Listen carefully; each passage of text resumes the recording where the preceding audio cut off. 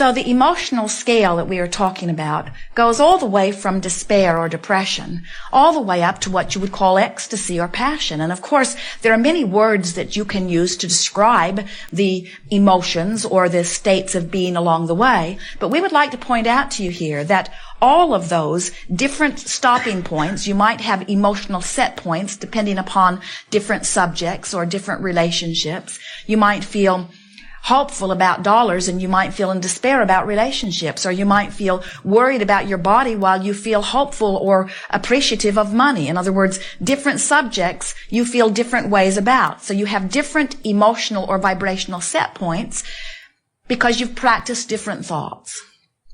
When you think a thought, you activate within yourself the vibration of that thought.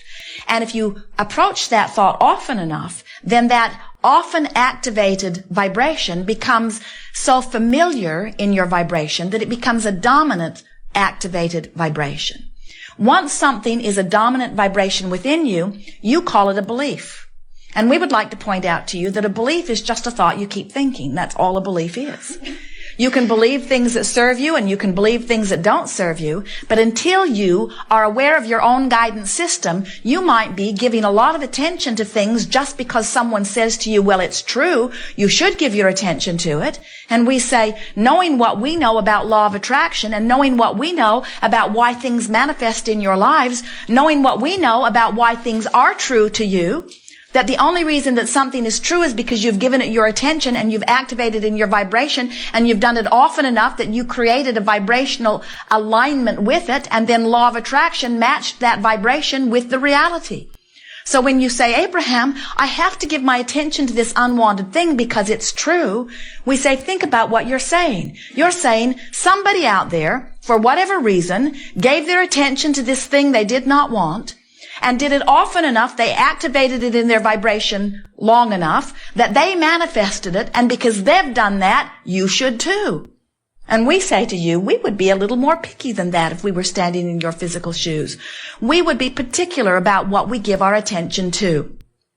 Because what you give your attention to is what you activate in your vibration, and what you activate in your vibration becomes your point of attraction, and what is your point of attraction eventually becomes manifestation.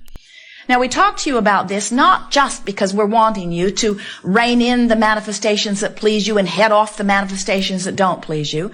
Manifestation is a big part of this physical life experience. But we say this to you also because we want you to be aware of how you are feeling moment by moment, because right now while you're feeling is your life.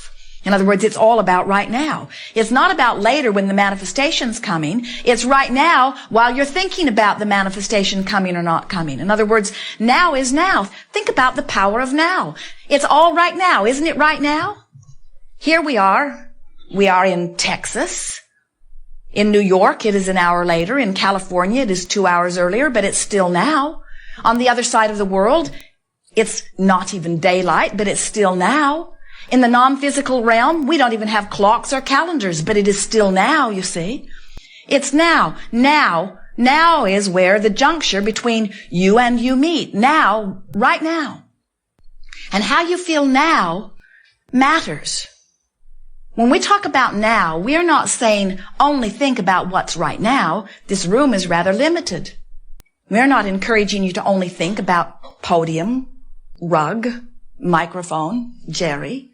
In other words, we're not asking you to only think about what's in your now surroundings. We are saying to you that in your now, whether you think about the past, or whether you think about the present, or whether you think about the future, as you're doing it now, you are activating a vibration which jives with who you really are or doesn't, which allows your alignment with your source or doesn't. And so when you begin to care about the way you feel, then you begin to tend to that connection between you and you. And that is everything.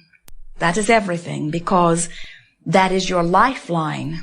Better stated, that is your life. That's who you are, you see. So, when you make a decision that nothing's more important than that you feel good, now you are on the track. Now you're back in control of your own life experience, because you can tell by the way you feel what your vibrational countenance is. Joseph Campbell, one of your magnificent physically focused teachers, said to you in the best words that we have ever heard articulated from your physical human tongue, follow your bliss. And we say, if you would take that encouragement and you would work to follow your bliss, you would fulfill your reason for being, you would live happily ever after, you would connect with your source energy, you would be valuable to everyone who knows you, you would thrive in all manner.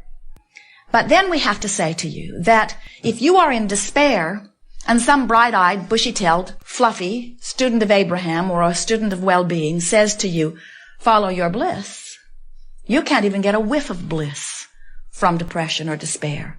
The vibrational frequencies are so different. All they do is irritate you, don't they?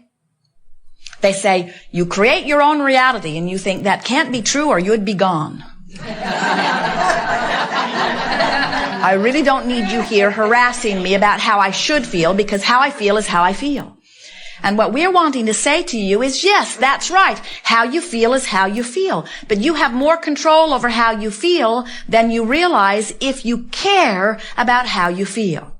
If it really matters to you that you feel good, then you will make short work of anything that feels bad by reaching for better and better and better and better and better feeling thoughts. And so today, we will be doing quite a bit of moving up the emotional scale.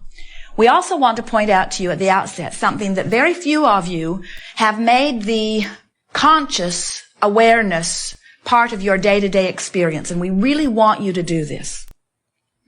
We want you to feel that in this emotional scale, where there is despair and where there is rage and where there is fear and where there is anger and where there is frustration and where there is overwhelmment and where there is hopefulness and where there is doubtfulness and where there is wanting to believe and where there is believing and where there is knowing and where there is appreciation and where there is love.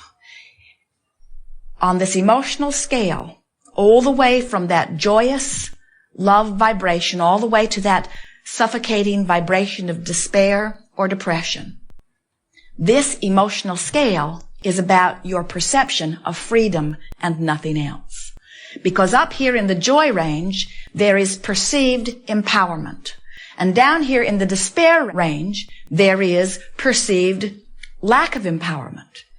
And every emotion is about your perceived degree of your personal empowerment. And the reason that we are so clear about this is because we know who you really are and we know how you really feel. And we know that when you're in full connection with who you really are and how you really feel, that you feel empowered. And someone who feels empowered is not afraid. Someone who feels empowered is not defensive. Someone who feels empowered is not blameful or angry or any of those degrees of emotions, you see.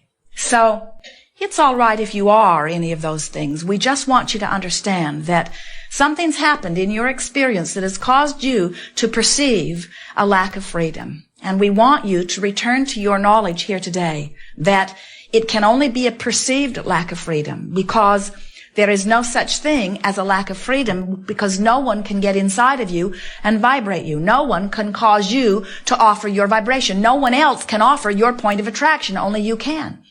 Now, they can influence it. We know. They can behave so powerfully, and you can observe them so completely that you can begin to vibrate as they influence you to vibrate. We acknowledge that.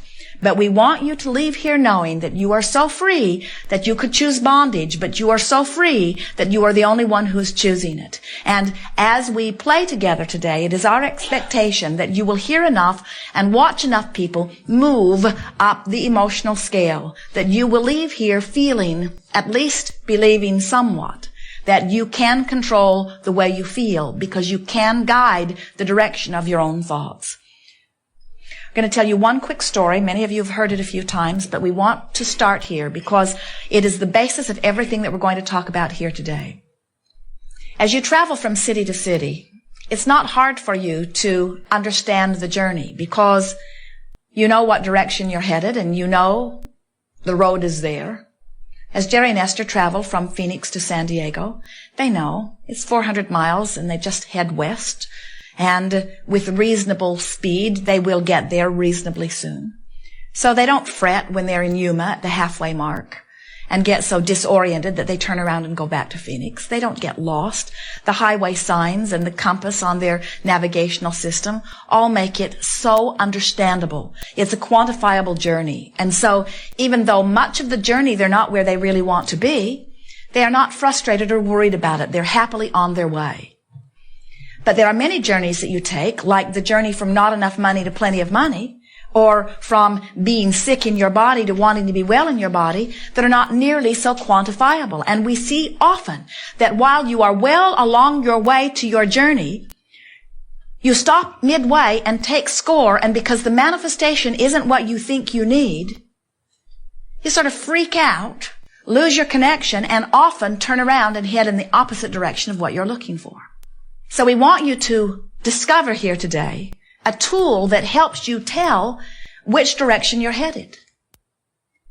When you're paying attention to the way you feel, you can feel so surely when you're headed in the right direction. Now, why is the journey between not enough money and plenty of money, or no relationship to the perfect relationship, or a terrible relationship to an improved relationship, or a sick body to a really good feeling body, why are those journeys so not understandable?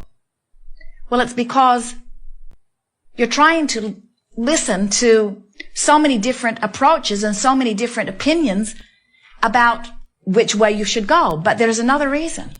More than 99% of every creation is complete on an energetic level before you begin to see any evidence. So if you have understanding of what you're doing during that 99.99% time of working, if you understand what you're doing, then you can spend all of that time headed toward the manifestation that will be there. Does that make sense? Think about it. Jerry and Esther are headed from Phoenix. They're on their way to San Diego. They get in Yuma. They don't want to be in Yuma. They get out and they freak out. They get out and it's hot. It's in the desert. There's no place to eat in Yuma. No place they want to eat in Yuma. They worry about it. They bicker about it. They fight about it. They get all disoriented and they get back in their car and they head across the desert in the wrong direction. Now, it's ridiculous, we know, when you think about that kind of a journey. But is it conceivable that they could just spend the rest of their time Phoenix, Yuma, Phoenix, Yuma, Phoenix, Yuma, Phoenix, Yuma, Phoenix, Yuma, Phoenix, Yuma, till finally they say, oh, well, we'll just stay in Phoenix. Never mind. At least there's someplace to eat in Phoenix. And yet that's what you do all the time, because you do not realize that there are two journeys that are running concurrent. There's this action journey, which is the manifestational stuff, and then there is this emotional journey, which is the way you feel stuff. And if you could really get it, that your work is to tend to the emotional journey. Your work is to find a way of feeling good now, even though the manifestation hasn't come. We were visiting with a woman recently who had very unpleasant, painful, arthritic hips. Her hips hurt when she walks. Her hips hurt when she gets in the car. Her hips hurt when she sits. Her hips hurt. And we said to her, you know, your hips can hurt and you can feel hopeful. Or your hips can hurt and you can feel discouraged. And the difference in feeling hopeful and feeling discouraged makes the difference about how long your hips will hurt. So you could have not nearly enough money and feel fear or despair. Or you could have not nearly enough money and feel hopeful. And the difference between despair and hopeful speaks the difference between how long you're not going to have nearly enough money. Are you getting this? In other words, you have been so action-oriented and so interested in taking score and so interested in telling it like it is and speaking the facts that you have not been even aware of the emotional guidance which is telling you about your emotional journey. And when you make the decision that you're going to start tending to your emotional journey, it is our promise to you that not only will you close the gap between where you are and where you want to be on every subject that is important to you, but you'll start enjoying the journey no matter where you are. You'll start realizing that where you are is just fine. Well, we think you heard that clearly. We've never said it more clearly. So as we are moving forward here today, we'll be talking to you about the two concurrent journeys that are running alongside of each other.